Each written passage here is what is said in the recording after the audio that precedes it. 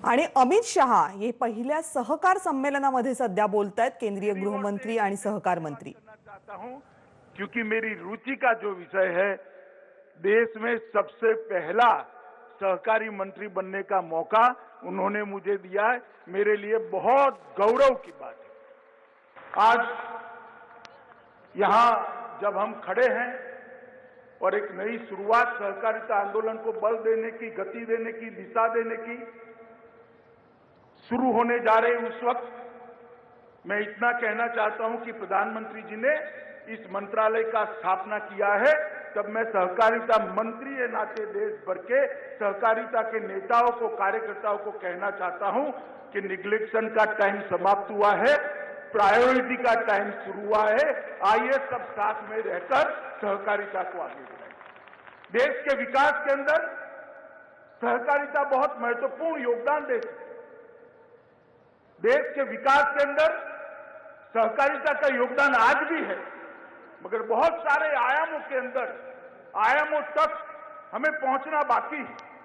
हमने इसको नए सिरे से सोचना पड़ेगा, नए सिरे से रेखांकित करना पड़ेगा, हमारे काम का दायरा बढ़ाने पड़ेगा, काम के अंदर शिस्त लानी पड़ेगी, काम के अंदर पारदर्शिता भी लानी पड़ेगी और काम के अंदर सहकारिता की भावना को स्वभाव की तरह, संस्कार की तरह घुल मिलकर सहकारिता के आंदोलन को आगे। देश के करोड़ों किसान, वंचित, पिछड़े, दलित, गरीब, उपेक्षित महिलाएं, उनको विकास का मार्ग केवल और केवल सहकारिता के माध्यम से ही प्रशस्त हो सकता है और कोई मार्ग नहीं।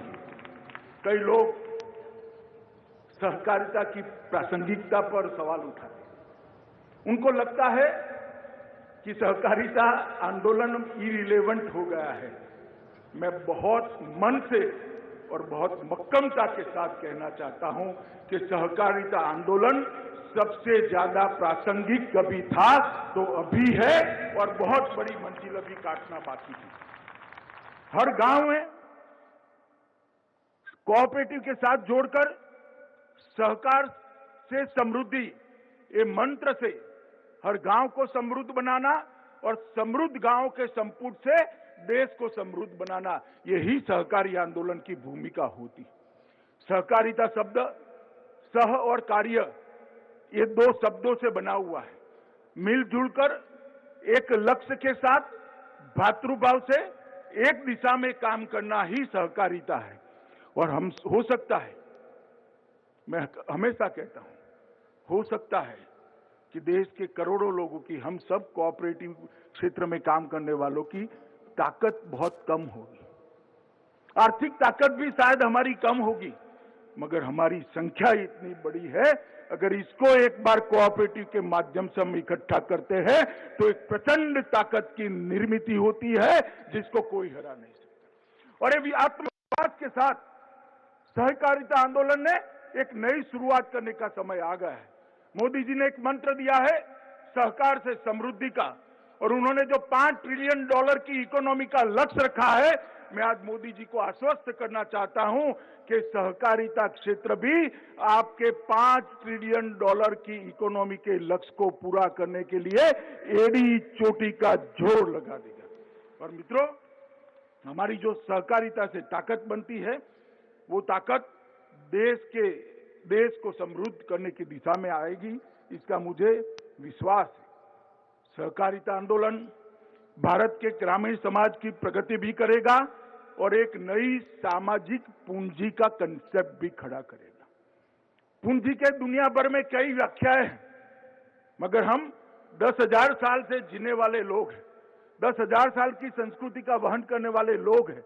सामाजिक पूंजी का कंसेप्ट, सामाजिक पूंजी का विचार और सामाजिक पूंजी का संस्कार हमारे सहकारिता आंदोलन को बहुत आगे ले जाएगा। कई देशों के अंदर सहकारिता कानून से अस्तित्व में आती है, कई देशों के अंदर सहकारिता छोटी छोटी पैक्स और बाकी सहकारी समितियों के संविधान से अस्तित्व में आती है। भारत में ये व्यवस्था के लिए जरूरी है। भारत की जनता के स्वभाव में सहकारिता घुल मिल गई है, इसके संस्कार के अंदर सहकारिता है, ये कोई उधार लिया हुआ कंसेप्ट नहीं है, हमारे स्वतः काम से प्रकट हुआ ये सहकारिता कंसेप्ट है। इसलिए भारत में कभी सहकारिता आंदोलन कभी भी इरिलेवेंट नहीं हो सकता। मित्रों, मैं बहुत समय से, लगभग 25 साल से सहकारिता आंदोलन से जुड़ा हूं। छोटी सी छोटी इकाई से लेकर राज्य कक्षा की बड़ी इकाइयों तक मैंने काम किया है।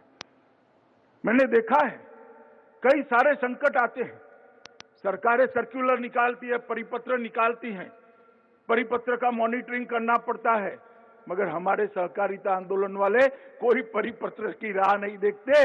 बाढ़ आती है तो गांव की पैक्स वहां खड़ी हो जाती है और सबको खाना खिलाने का काम करती है, उनको आसरा देने का काम करती है। कोई डिस्ट्रिक्ट में कोऑपरेटिव बैंक कितना मुनाफा खर्च हो जाएगा इसका चिंता नहीं करता, डिविडेंड कितना कम हो जाएगा इसकी चिंता नहीं करता। अपने कार्य क्षेत्र के अंदर चाहे अकाल हो, चाहे साइक्लोन हो, चाहे बारिश ज्यादा आई हो, बाढ़ हो, वो काम के लिए एक मुश्त होकर सब खड़े हो जाते हैं।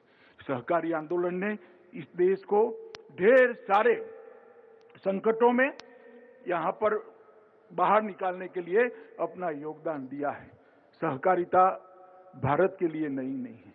1904 से लेकर आज तक भारत ने सहकारिता आंदोलन ने ढेर सारे मकाम देखे, बहुत चढ़ाई ऊंचाई को भी हमने देखा है। कभी संभले, कभी आगे बढ़े, तेजी से आगे बढ़े, कभी धीरे हुए, परंतु ये गति नहीं रुकी। और मेरा आप सभी से यही अनुरोध है कि ये गति नहीं रुकनी चाहिए। आज इस अवसर पर मैं सहकारिता आंदोलन को बल देने वाले माधवराव गोडबोले, वैकुंठ भाई मेहता, त्रिभुवन दास पटेल, विठ्ठलराव विखे पाटिल, यशवंतराव चौहान, धनंजयराव गाडगिल और लक्ष्मणराव इनामदार जैसे कई लोगों को मैं याद करता हूं और इसको प्रणाम कर कर उनके आशीर्वाद से ये आंदोलन को एक नई गति देने के लिए हम आगे बढ़े, ऐसी प्रार्थना भी करता हूं। मित्रों, जो लोग आज भी मुझे, कई लोग मिलते हैं, कॉर्पोरेट क्षेत्र के लोग भी मिलते हैं, पत्रकार भी मिलते हैं, अलग अलग पॉलिटिकल पार्टी के नेता भी मिलते हैं और साच अर्थ में मुझे पूछते हैं कि सहकारी आंदोलन रिलेवेंट है क्या, उसकी प्रासंगिकता आज भी बनी हुई है क्या, क्या सिद्ध होगा। मैं आज कुछ सहकारी आंदोलन की गुड प्रैक्टिसेस आपके सामने बताना चाहता हूं। सबसे पहले मैं गुजरात से आता हूं, मैं अमूल की बात करना चाहता हूं। अमूल का जन्म सरदार पटेल की दीर्घ दृष्टि से हुआ था। 1946 में अंग्रेजों ने एक फैसला किया कि किसानों ने कंपलसरी फर्जियात रूप से अपना सारा दूध एक प्राइवेट कंपनी को देना पड़ेगा। इसके खिलाफ एक आंदोलन हुआ खेड़ा जिले के अंदर। सरदार पटेल ने त्रिभुवन भाई को कहा कि जब तक आप दूध बेचने की व्यवस्था नहीं करते तब तक दूध का आंदोलन, ये इसके खिलाफ आंदोलन कभी सफल नहीं। तर पहिल्या सहकार संमेलनामध्ये सहकार मंत्री, पहिले केंद्रीय सहकार मंत्री अमित शहा आता बोलतायत। सहकारामधल्या अनेक मान्यवरांना त्यांनी अभिवादन केलं आणि सहकार क्षेत्राचं एकूण भारतीय अर्थव्यवस्थेमध्ये काय महत्त्व आहे तेही विशद केलं। एबीपी माझा, उघडा डोळे बघा नीट।